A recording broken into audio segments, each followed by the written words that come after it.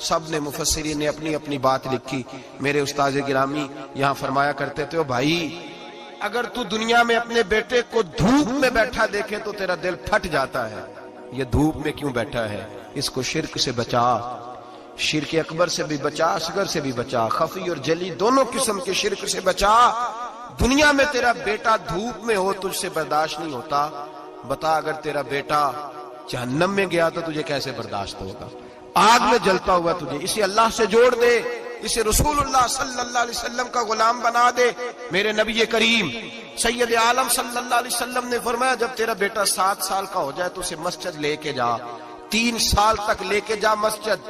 10 سال کا نماز نہ پڑھے تو سزا دے.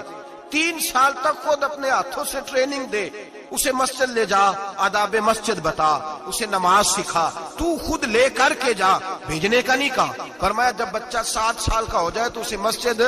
بڑی محنت کرتے ہیں ہم بیٹے کو بنگلہ دینے کے لیے، بینک بیلنس دینے کے لیے، دن رات ایک کر دیتے ہیں. خدا را سے نمازی بنانے کی بھی محنت کرو. حضرت بابا فرید الدین گنج شکر رحمت اللہ تعالی علیہ کی اماں کہتی ہیں جب میرا بیٹا پیدا ہونے والا تھا تو میں رب کی بارگاہ میں دعا کرتی تھی، اللہ اگر تو مجھے بیٹا دے تو اس طرح کا دینا بیٹا میرا ہو پر بندہ تیرا ہو. اے اللہ اگر بیٹا دینا تو اس طرح کا دینا، میرے اللہ اس طرح کی مجھے اولاد دینا کہ دودھ وہ میری چھاتی سے پیے پر شکر تیرا ادا کرے. اے اللہ اگر بیٹا دینا تو اس طرح کا دینا کہ قوت روٹی روزی وہ زمین پہ کھائے لیکن اسی زمین پر وہ تیرے دین کا سپاہی بھی بنے، وہ مجاہد فی سبیل اللہ بھی بنے. حضرت بابا صاحب کہتے ہیں مجھے شکر پسند تھی. اماں بڑے جتن کرتی ہے بیٹے کے لیے، بڑا کچھ کرتی ہے، اور بیٹے روٹی ٹائم پہ کھانا فلاں کا. کہتے ہیں مجھے شکر پسند تھی. میری اماں سردیوں کے ٹھنڈے موسم میں اٹھ کے میرے لیے پانی بھی گرم کرتی، مصلی بھی بچھاتی، اور پھر ایک پڑیا شکر کی بنا کے میرے مصلی کے نیچے بھی رکھتی. کہتی بیٹا نماز پڑھے تو اللہ شکر دیتا ہے. آپ فرماتے ہیں میں روز نماز کی 5 نمازوں کے وقت مصلی اٹھاتا تو پڑیا شکر کی ملتی. سکول اور مدرسے کے میں اپنے کلاس فیلوں کو بھی کہتا نماز پڑھو بڑی پیاری شکر ملتی ہے. کہتے ہیں میں روز شکر کھاتا. ایک سویرے فجر کی نماز میں اماں نے وضو تو کرایا، مصلی بھی بچھایا، پر دیہات کی وہ سادی بی بی جس کا سارا کام بھی خلوص پہ مبنی تھا، جو آکسفورڈ سے پڑھی ہوئی تو نہیں تھی لیکن آداب ممتا اسے سارے آتے تھے، جو کسی یونیورسٹی کی سند یافتہ تو نہیں تھی لیکن بیٹے کے ساتھ کس طرح کا رویہ اختیار کرنا ہے یہ سارا اسے پتا تھا. کہتے ہیں سادی اماں نے سارے کام کیے لیکن شکر رکھنا بھول گئی. بابا صاحب کہتے ہیں میں نماز پڑھنے لگا تو ماں نے یہ بھی بتایا تھا کہ نمازی کے آگے سے نہیں گزرتے، نمازی کے آگے نہیں ہوتے. اب اماں کہتی ہے میں مجبور ہوں، درس بھی میں نے دیا ہے، بھول گئی ہوں، اب شکر رکھنے جاؤں گی تو پردہ کھل جائے گا. ایک کونے میں لگ کے ماں روئی، بیٹے کی شفا کے لیے نہیں، بیٹے کی نوکری کے لیے نہیں، بیٹے کے اچھے مستقبل کے لیے نہیں. ماں روئی، آنسو بہے تو کہتی کیا ہے، اے اللہ میں اسے اپنے آگے جھکانے کو جتن تھوڑی کرتی تھی، تیرا بنانے کا جتن کرتی تھی. اے اللہ مہربانی فرما میری پردے داری کر، اگر راز کھل گیا تو میرا فرید نماز نہ چھوڑ جائے. بابا صاحب کہتے ہیں اماں تڑپتی رہی اور میں نے نماز پڑھ کے مصلی اٹھایا. پہلے پڑیا ہوتی تھی اب تو پورا دریا شکر کا بہ رہا ہے.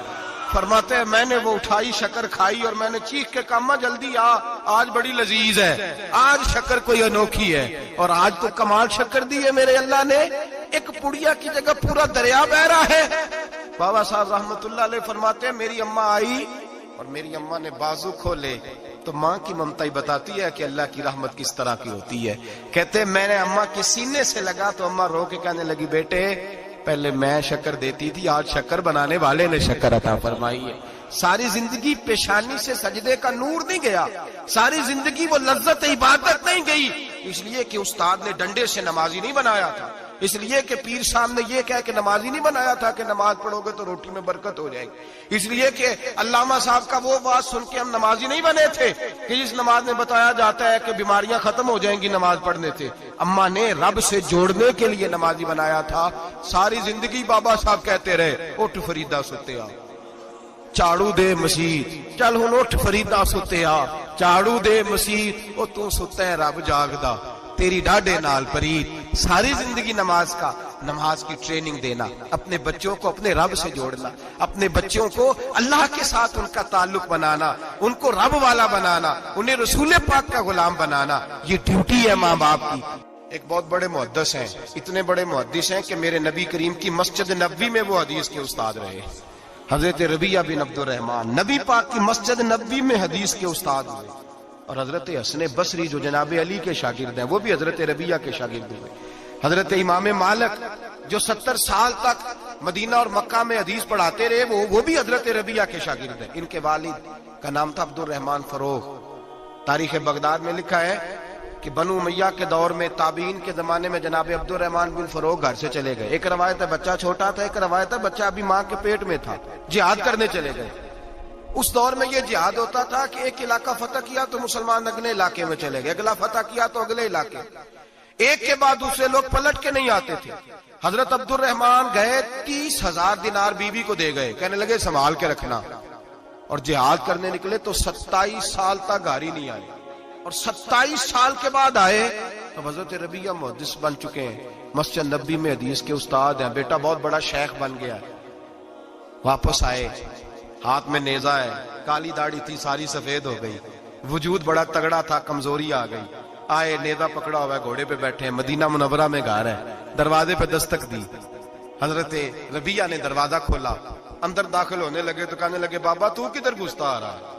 کدھر؟ اس نے کہا تو پیچھے ہٹ، تو میرے مکان پہ کب سے قبضہ کر کے بیٹھا ہے۔ بات تیز ہونے لگی، آواز تھوڑی بزرگوں کی بلند ہونے لگی تو اندر سے زوجہ نے سن لیا، اور دروازے کی اوٹ سے دیکھنے لگی تو پہچان گئی، کہنے لگی ربیعہ پیچھے ہٹ جا، یہ کوئی غیر نہیں ہے، تیرے والد گرامی ہے، یہ تیرے والد ہیں۔ اندر آئے، باپ بیٹا ملے، عصر کی نماز کا وقت ہو گیا، بڑا روئے، 27 سال کے بعد باپ لوٹا، 27 سال کے بعد بڑے روئے۔ نماز کا وقت ہوا تو حضرت ربیعہ جلدی سے وضو کیا، مسجد نبوی شریف چلے گئے۔ جناب عبد الرحمن فروغ نے بھی کھانا وانا کھانا تھا، کھانا کھانے بیٹھے تو حکم دیکھے شوہر کیا کرتا ہے، یہ نہیں پوچھا کہ 27 سال حال کیا رہا، پوچھنے لگے میں تجھے 30,000 دینار دے گیا تھا وہ کدھر ہے؟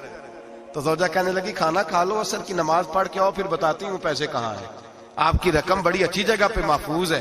کہتے ہیں میں نماز پڑھنے مسجد گیا، عصر کی نماز کے بعد میرے نبی پاک کے منبر پر ایک نوجوان بیٹھا ہے، گھر میں تو ان کا انداز ٹوپی پہننے کا تھا نا، سادے عام لباس میں، مسجد نبی میں جبہ پہنا ہے، سر پہ امامہ ہے، خوبصورت لب و لہجے میں رسول اللہ کے منبر پر بیٹھ کر، نبی پاک کے منبر پر بیٹھ کر، پتہ نہیں آپ کو اس بات کی لذت نصیب ہو رہی ہے کہ نہیں، عام جگہ نہیں، نبی پاک کے حضور کے منبر پر بیٹھ کر نبی پاک کی حدیثیں سنا رہے ہیں، اتنا بڑا مقدر۔ کہتے حضرت امام مالک جیسے لوگ، خواجہ حسن بصری جیسے لوگ کاغذ قلم لے کے حدیثوں کی سماعت کر رہے ہیں، ان سے درس لے رہے ہیں۔ جناب عبد الرحمن کہتے ہیں میری نظر اٹھی، کچھ بوڑھا ہو گیا تھا، کچھ اس وقت وہ ٹوپی میں سادے لباس میں تھے، پہچان نہ پایا۔ ایک شخص سے پوچھا یار ہے تو جوان پر اس کے چہرے کی نورانیت میرے دل کو بھا گئی ہے تو جوان پر اس کا حدیثیں بیان کرنے کا انداز میری طبیعت کو گھائل کر گیا، یہ کون ہے جو نبی پاک کی مسجد میں بیٹھ کے حدیثیں بیان کر رہا ہے؟ تو کہتے امام مالک کہنے لگے بابا جی چپ کر جاؤ، ہمارے استاد کے بارے میں اونچے لب و لہجے میں بات نہ کرنا، دیکھتے نہیں کتنے کتنے لوگ بیٹھے ہوئے خاموشی سے۔ تو میں نے کہا مجھے بھی تو بتا دو نا ہے کون؟ تو کہنے لگے کوئی عبد الرحمن فروغ نام کے بزرگ ہیں، یہ ان کے بیٹے ہیں، ربیعہ نام ہے۔ کہتے ہیں جب لفظ کہے تو میرے آنسو چھلک کے باہر آئے اور میں حضور کی مسجد میں گر گیا اور رونے لگا کہ یہاں اور میرے رسول پاک سید عالم صلی اللہ علیہ وسلم کے منبر پر اور میرا بیٹا۔ کہتے میں تڑپ کے گھر گیا اور گھر جا کے میں نے اپنی بیوی کو جب دیکھا تو میرے آنسو نکل گئے، میری بیوی سمجھ گئی کہ یہ میرے محدث بیٹے کو دیکھ آیا ہے۔ کہتے ہیں بیوی رو کے کہنے لگی میں نے آپ کے 30,000 دینار آپ کے بیٹے کو مصطفیٰ کریم کی حدیث کا استاد بنانے میں خرچ کر دی، میں نے وہ 30,000 دینار خرچ کر دیے، 30,000 دینار آپ کا بیٹا میں نے۔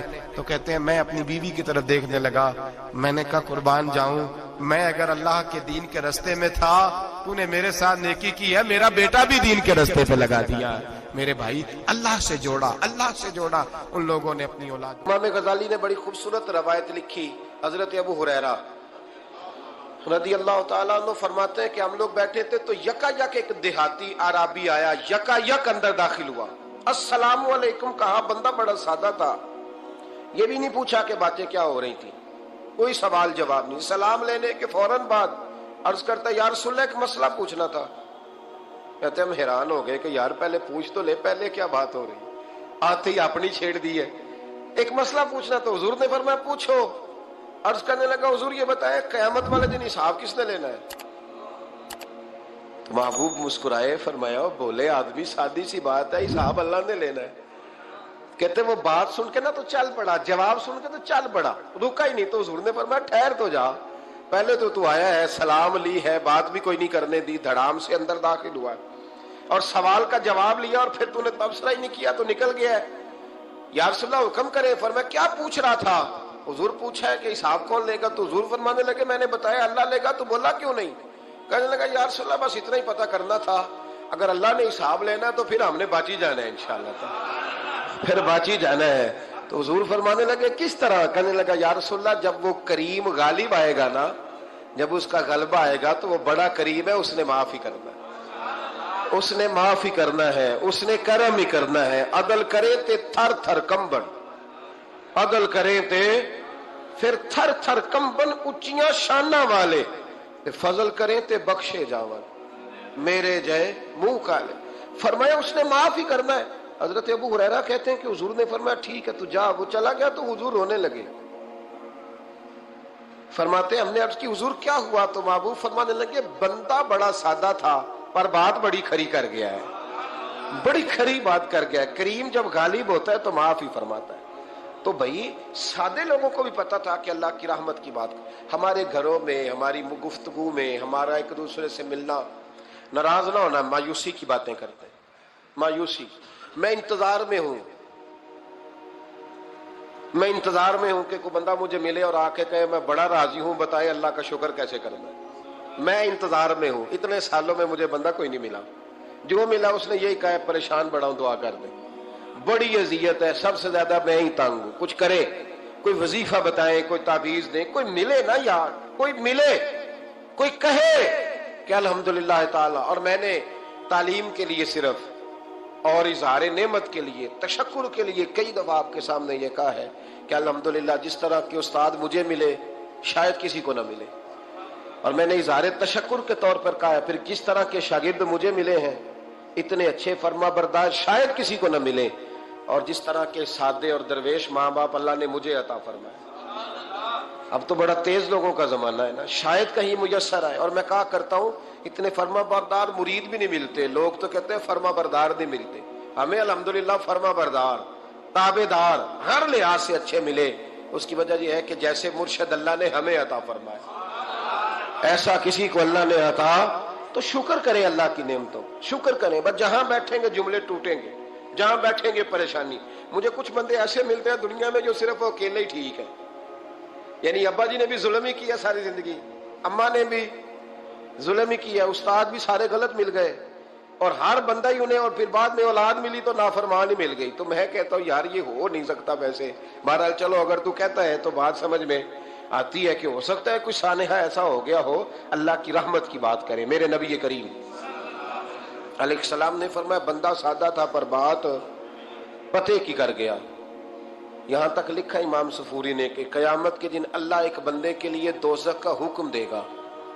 بندہ جہنم کی طرف جا رہا ہے, فرشتے زنجیریں ڈال کے کھینچ کر لے جا رہے ہیں. بندہ جا رہا ہے دوزخ کی طرف, فرشتے کھینچتے ہیں تو وہ پھر مڑ کے پیچھے دیکھتا ہے.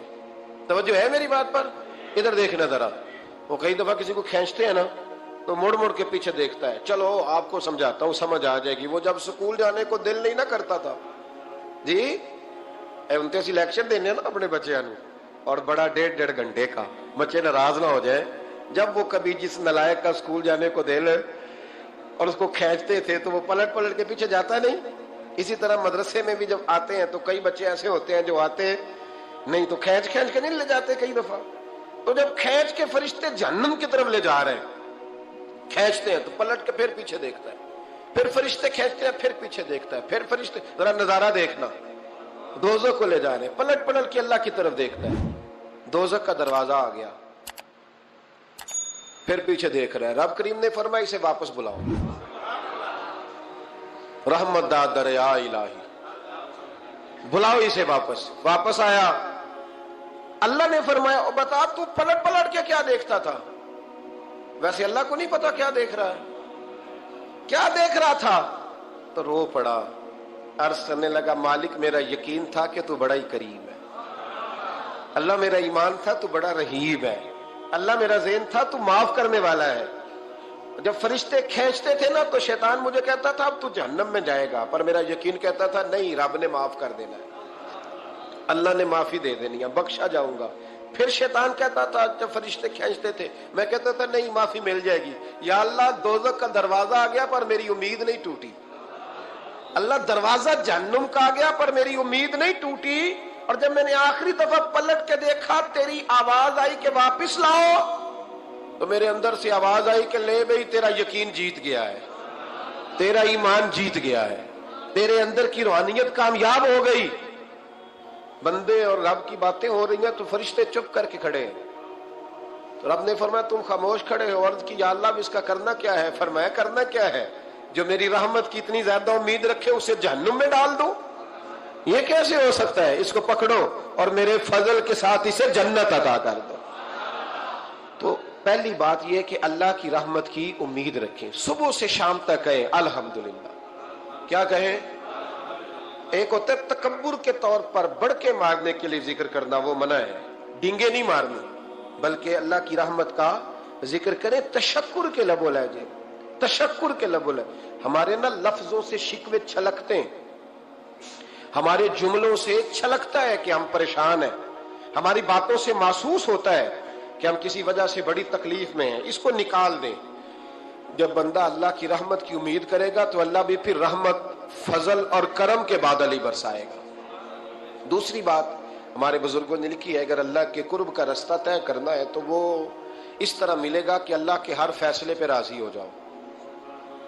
جہاں اللہ نے مجھے بٹھایا میں راضی ہو جاؤں، جہاں اللہ تبارک و تعالیٰ نے میرے بھائی کو بٹھایا ہے وہاں میرا بھائی راضی ہو، جہاں جہاں اللہ نے ہمیں بٹھایا ہے ہم اس جگہ پہ راضی۔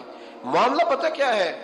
ہم اپنی مرضی کا فیصلہ چاہتے ہیں، اور مرضی تو اللہ کی چلے گی، مرضی اللہ کی چلے گی۔ میرے رسول کریم علیہ السلام نے صحابہ سے پوچھا تم کون ہو؟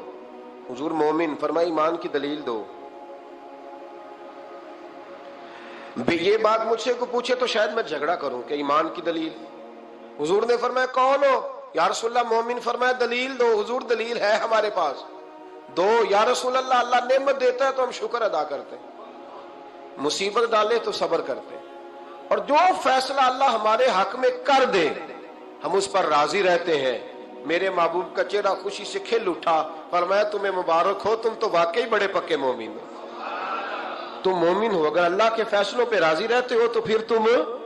حضور فرماتے ہیں کچھ لوگوں کو اللہ قیامت میں بغیر حساب کتاب جنت میں داخل کرے گا، فرشتے پوچھیں گے پل صراط سے ہوا ہے؟ وہ کہیں گے دیکھی نہیں۔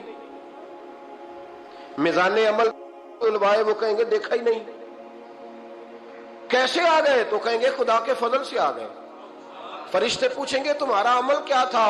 وہ کہیں گے کچھ بھی نہیں، عام لوگوں کی طرح نماز پڑھتے تھے، روزہ رکھتے تھے، حج فرض ہوا تو کیا، زکوٰۃ اگر ہمارے اوپر لاگو ہوئی تو دی، عام روٹین کے معاملات۔ تو فرمایا اتنی بڑی فضیلت کے بغیر حساب کتاب جنت، کوئی تو وجہ ہوگی۔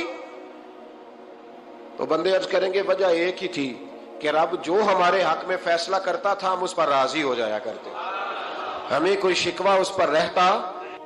اور محبوب پاک علیہ الصلوۃ والسلام نے فرمایا عبداللہ یاد رکھنا، یہ نوجوان دوست میری بات لکھ لیں، پریشان لوگ میری بات لکھ لیں، جن کے پاس قوت فیصلہ نہیں وہ اس بات کو لکھ لیں۔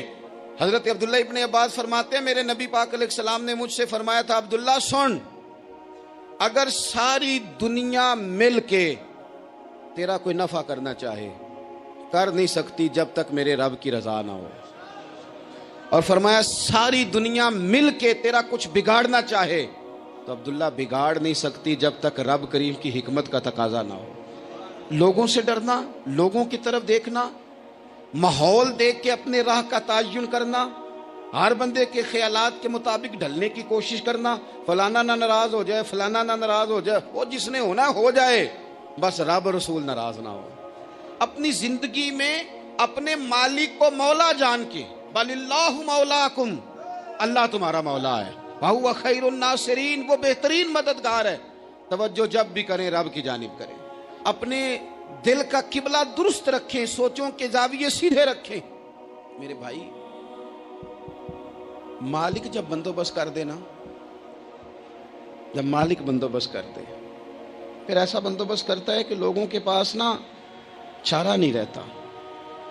حضرت مریم رضی اللہ تعالی عنہا پاک باز تھیں، مسجد میں رہی تھیں، پر مالک کی حکمت کے تقاضے بڑے عجیب ہیں نا۔ پھر جناب مریم کو اللہ تعالیٰ نے بغیر شوہر کی اولاد عطا کر دی۔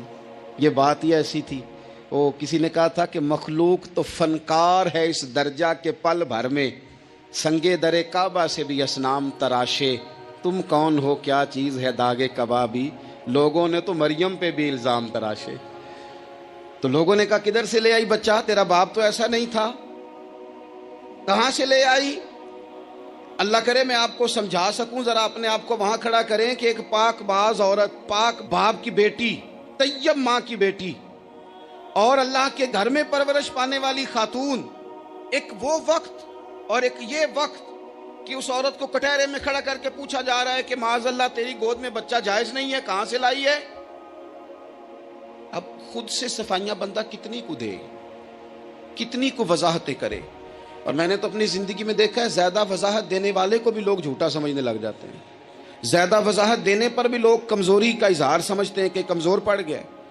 آپ صلح کی کوشش کرتے ہیں، سامنے والا بزدل سمجھ لیتا ہے، زیادہ وضاحتیں بھی کمزور کر دیتی ہیں۔ اب حضرت مریم کو کٹہرے میں کھڑا کر کے کہا بچہ کس کا ہے؟ تو پھر خدا بندوبست جب کرے، اللہ جب مددگار ہو، تو پھر حضرت مریم کی گواہی درختوں سے نہیں دلوائی، اس نے پتوں سے نہیں دلوائی، پھر فرشتے نہیں بھیجے۔ حضرت مریم کہنے لگے مجھ سے نہ پوچھو، وہ جو پنگوڑے میں ہے اسی سے پوچھ لو، ان سے پوچھو نا، وہ کون ہے پوچھ لو، ان سے کر لو سوال۔ انہوں نے کہا پنگوڑے میں چند دنوں کا بچہ، یہ جواب دے گا؟ مددگار تھا رب، ان کی برات کا اعلان کرنا تھا مالک نے، اور جب مالک اعلان کر دے، جب مالک تیری صفائی دینا چاہے، جب مالک تجھے دنیا کے سامنے نکھارنا چاہے، تو پنگوڑے میں لیٹے حضرت عیسیٰ بول کے کہنے لگے انی عبداللہ آتانی الکتاب، فرمایا میں اللہ کا بندہ ہوں، رب نے مجھے کتاب عطا کر کے نبی بنا کے دنیا میں بھیجا ہے، میں اللہ کا بندہ ہوں، کتاب لے کے آیا ہوں، نبی بن کے آیا ہوں۔ پھر پنگوڑے سے اعلان ہو گیا، پھر بچہ بول پڑا۔ اور یہ ایک دفعہ نہیں بات ہوئی، یہ بنی اسرائیل میں ایک جریج نام کے شخص بھی تھے جو نماز پڑھ رہے تھے، بعض نے لکھا ہے نفل نماز تھی، اماں نے پکارا تو آئے نہیں، تو ماں کے منہ سے نکل گیا تو اتنی دیر تک مرے گا نہیں جب تک کسی بے حیا عورت کا منہ نہ دیکھ لے۔ تو وہ عبادت گزار تھے، لیکن لوگوں نے ان کی عبادت، ریاضت، پرہیزگاری کو نہیں دیکھا، بس ایک عورت کو بھیج کے الزام لگوا دیا۔ وہ عورت آیا جایا کرتی تھی، اب آ جاتی ہیں عورتیں، مسئلہ پوچھنے کی نیت سے بھی آ جاتی ہیں۔ ماحول میں کچھ جگہ ایسی بھی ہیں جہاں عورتیں دم کرانے کے بہانے آ جاتی ہیں۔ وہ خاتون آتی جاتی تھی اس خانقاہ پہ، آستانے پہ، یہ بخاری میں موجود ہے، اور اس نے کہا میری گود میں جو بچہ ہے یہ انہی کا ہے۔ مجھے بتائیں کیسے بندہ وضاحت دے؟ حالات خراب ہو گئے، لوگ کٹیا جلانے لگے، ماحول اور طرح کا بن گیا۔ میرے نبی پاک علیہ الصلوۃ والسلام فرماتے ہیں پھر اس رب کے بندے نے کہا مالک تو کریم ہے، تیری مشیت کا تقاضا آیا جو میری ماں نے جملے بولے تھے، پر اب میں وضاحت دینے کے قابل نہیں رہا، اب تو ہی کرم کرے گا تو دروازہ کھلے گا۔ تو وہ چند دنوں کا بچہ پنگوڑے میں بول کے کہنے لگا میں اس درویش کا نہیں، میں تو فلانے چرواہے کا بچہ ہوں، وہ جو بکریاں چراتا ہے۔ رب کی مدد کو پکاریں، اپنے ساتھ اپنے مالک کی مدد کو شامل کریں، تھوڑے رزق پر بھی گزارا اچھا ہونے لگ جائے گا۔ سارے لوگ آپ کو گرانے کی تدبیریں کر رہے ہوں گے اور مالک آپ کو عزتیں عطا فرما دے گا، اس کی بارگاہ سے حکمت کا تقاضا اور ہو جائے گا۔ ہم نے ساری زندگی لوگوں کو راضی کرنے میں گزار دی، ساری زندگی بڑھاپا آ گیا بچوں کو پالتے، اور بچوں نے آخری عمر میں کہہ دیا ابا اگر کوئی ڈھب کا کام کر لیتے تو آج ہمارے دن بھی پھیر نہ جاتے۔ ساری زندگی گزار دی بہن بھائیوں کو راضی کرنے میں، ساری زندگی گزار دی ذمہ داریاں اٹھانے میں، ان کو 99 دفعہ دیا، ایک دفعہ نہیں دیا تو انہوں نے کہہ دیا تو نے تو کبھی دیا ہی نہیں، تو تھا ہی نہیں۔ ساری زندگی محلے داروں، علاقے والوں کو راضی کرنے میں گزار دی، اور میں نے ایسے لوگ بھی دیکھے دین کے لیے وقت گزارا، لیکن جب بڑھاپے میں دانت کام نہ کرتے تھے تو وقت کے مفتیوں کو بھی مسجدوں کی کمیٹیوں نے کہہ دیا اب آپ کی سمجھ نہیں آتی، ہم نے خطیب کو یور رکھنا ہے، نہ دیکھو دنیا کی طرف، دنیا رلا دیتی ہے، نہ راضی کرو بندوں کو، بندے تھکا دیتے ہیں، نہ پیچھے بھاگو ہر وقت دنیا داروں کے، یہ انسان کو کمزور کر دیتے ہیں، وہ تو کریم ہی بڑا ہے، 2 آنسو زمین پر بعد میں گرتے ہیں، بندے کے گناہ سارے پہلے معاف فرما دیتا ہے۔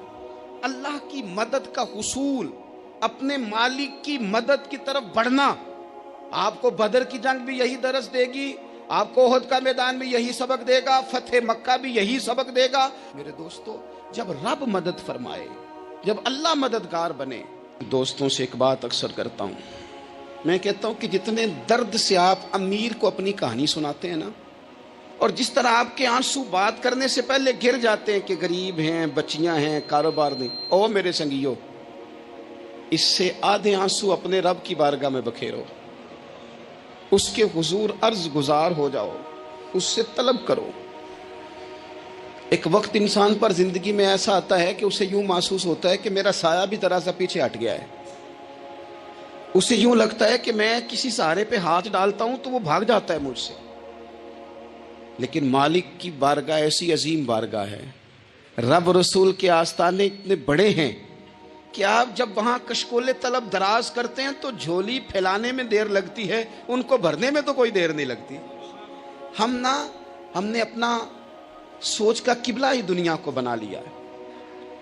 یہ جو اللہ والوں کی مدد ہے یہ تو اللہ ہی کی مدد ہے، لیکن یہ جو سیٹھوں کی طرف توجہ کرنا، نوابوں کی طرف توجہ کرنا، دنیا داروں کی طرف توجہ کرنا اور اپنا مزاج اس طرح کا بنا لینا، یارو گردن کو جھکا دیتا ہے خیرات کا پتھر، جہاں میں مانگنے والوں کے سر کبھی اونچے نہیں ہوتے۔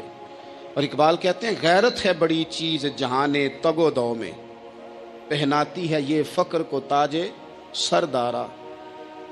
میں عرض کروں گا کہ اپنی آپ جب توجہ کا قبلہ اللہ رسول کو بنائیں گے تو رب فرماتے ہیں وَيَرْزُقْهُ مِنْ حَيْثُ لَا يَحْتَسِبُ، میں نہ تجھے وہاں سے رزق دوں گا جہاں سے کبھی تیرا گمان بھی نہیں گیا ہوگا، یہاں سے بھی مل سکتا ہے، تو نے سوچا بھی نہیں ہوگا۔ بخاری شریف میں حدیث ہے، حضرت جابر ابن عبداللہ فرماتے ہیں نبی پاک صلی اللہ علیہ وسلم نے 300 لوگوں کا ایک لشکر روانہ کیا کسی مہم کے لیے، کسی جہاد کے لیے۔ حضرت ابو عبیدہ بن جراح رضی اللہ تعالیٰ عنہ امیر لشکر تھے۔ فرماتے ہیں غربت اتنی زیادہ تھی، بھوک اتنی زیادہ تھی کہ ایک ایک کھجور دن میں ایک وقت کھانے کو ملتی تھی، اور کچھ دن ایسے آئے کہ اب کھجور بھی نہیں مل رہی۔ فرماتے ہیں اتنی زیادہ بھوک لگی مجاہدین کو، 300 بندہ پتے کھا کے گزارا ہونے لگ گیا۔ یہ بخاری میں موجود ہے۔ آپ فرماتے ہیں کہ دریا کے کنارے ہمارا پڑاؤ تھا، ٹھہراؤ تھا، جب بھوک سے نڈھال ہو گئے نا، وَيَرْزُقْهُ مِنْ حَيْثُ لَا يَحْتَسِبُ، اللہ وہاں سے روزی دیتا ہے، گمان بھی نہیں ہوتا۔ فرماتے ہیں ایک مچھلی اللہ تعالیٰ نے دریا کے کنارے بھیجی، فرماتے ہیں وہ تھی تو مچھلی پر پہاڑ جتنی تھی۔ بخاری میں لفظ ہیں، حضرت جابر ابن عبداللہ رضی اللہ تعالیٰ عنہ فرماتے ہیں 300 آدمی 18 دن تک اس مچھلی کو کھاتے رہے، مچھلی ختم ہی نہیں ہوئی۔